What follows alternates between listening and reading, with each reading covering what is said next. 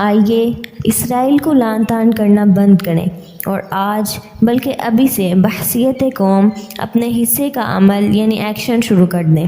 اہم بات یہ ہے کہ ہم صرف وہی کر سکتے ہیں جو نبی صلی اللہ علیہ وسلم نے خیبر میں 1400 سال پہلے چند گھنٹوں میں کر دیا تھا۔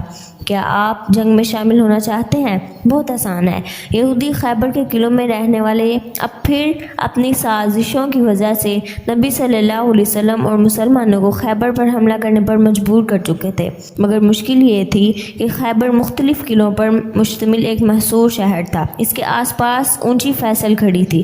چند قلعے تو مسلمانوں نے بہترین حکمت عملی کے تحت جلد فتح کر لیے، مگر اب انہی قلعوں سے بھاگے ہوئے یہودی اب بڑے قلعے میں بہت سکون سے اندر ہی محصور تھے، اپنے کھانے پینے کے بہت سارے ساز و سامان کے ساتھ ہمارے نبی کے جانے کا انتظار کر رہے تھے، جنہیں مسلمانوں کی فوج کے ساتھ قلعے کا باہر سے محاصرہ کیے ہوئے 2 ہفتے سے زیادہ کا وقت گزر چکا تھا۔ خیبر کے قلعے ایک مضبوط اور اونچی جگہ پر تھے۔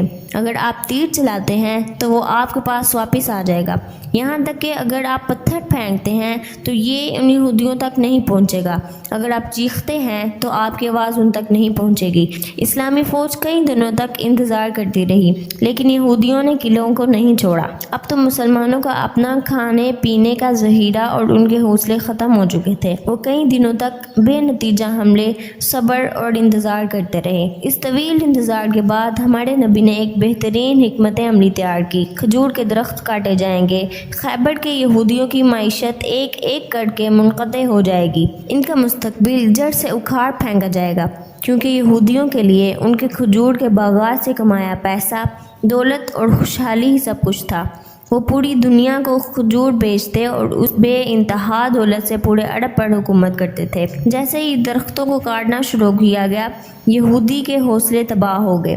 درختوں کے کاٹنے کے بعد یہاں رہنے کا کوئی فائدہ نہیں ہوگا۔ انہوں نے فوراً ہی ایک معاہدہ کیا اور معاہدے کی تمام شرائط نبی صلی اللہ علیہ وسلم نے اپنی مرضی سے لکھوائیں۔ یہود بغیر کوئی شرط سامنے رکھے خیبر کو چھوڑنے پر فوراً راضی ہو گئے اور جاتے ہوئے اپنے ساتھ صرف اتنا سامان لینے کی اجازت دی گئی جو ایک خاندان کے لیے 2 اونٹوں پر رکھا جا سکتا ہے، اور نہ ہی کوئی سونا چاندی درہم دینار ساتھ لینے کی اجازت تھی، اور اس حکم کی پامالی کرنے والے کے لیے ڈیتھ یعنی اس کو فوراً قتل کر دیا جاتا۔ یعنی یہودی صرف ان درختوں کے کٹنے کی وجہ سے اپنے دارالحکومت جس میں وہ صدیوں سے رہ رہے تھے اس کو چھوڑنے پر فوراً راضی ہو گئے۔ اگر آپ خیبر کی جنگ میں شامل ہونا چاہتے ہیں تو ایک درخت بھی کاٹ دیں، کافی ہے۔ اگر آج آپ لعنت کرو گے تو بھی آپ کی آواز یہودیوں تک نہیں پہنچے گی، اگر آپ پتھر پھینک دو گے تو اسرائیل تک نہیں پہنچے گا، یہاں تک کہ اگر آپ تیر یا گولی یا میزائل بھی چلاتے ہیں تو یہ بھی ان تک نہیں پہنچے گا۔ ہاں، مگر آپ آج بھی ہمارے نبی کی حکمت عملی پر عمل کر سکتے ہیں۔ اپنی کلہاڑی اٹھاؤ اور یہودیوں کے درخت کاٹ دو، کم از کم ایک درخت۔ کیسے کرنا ہے؟ ہر ایک چیز، ہر ایک پروڈکٹ ایک درخت ہے۔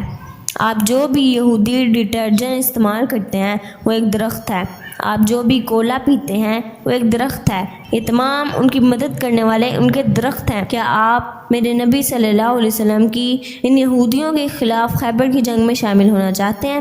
بس اپنے بائیکاٹ کی کلہاڑی لے لیں اور یہودیوں کے درخت کو کاٹ ڈالیں۔